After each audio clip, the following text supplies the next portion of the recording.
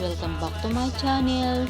So dito ako ngayon sa aking Pag-ibig MP2 para i-update yung aking 5 years maturity date ng aking Pag-ibig MP2.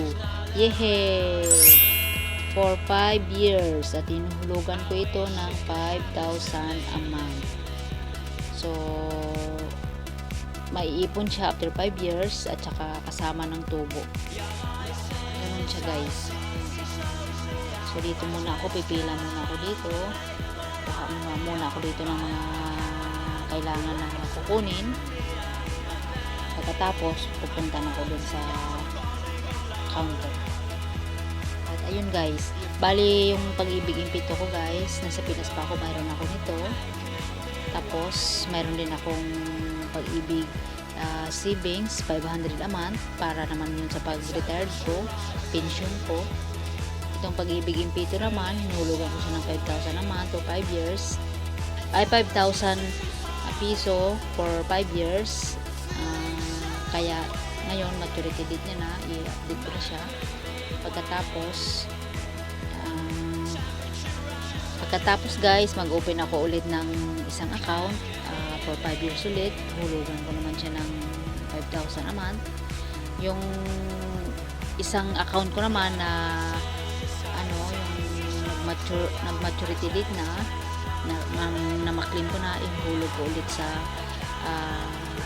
bagong account para yun na yung for 5 years, tutubo siya for 5 years. Yun na yung palakihin ko hanggang 500k lang yung limit ng Pag-ibig MP2 sa isang account. Yun.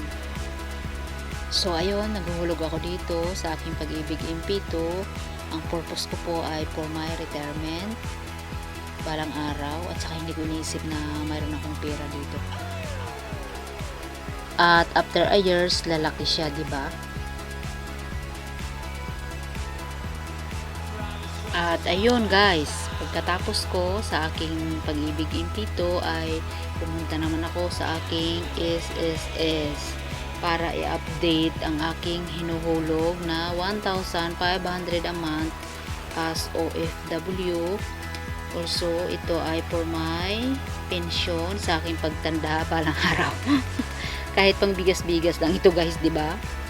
Kaya yun, na-updated ako sa aking SSS kasi para sa pagtanda natin ay hindi tayo magiging kawawa. Bali, nung bago ako nag-Hong Kong, ang naguhulog sa aking SSS ay SM at saka Pure Gold ng 700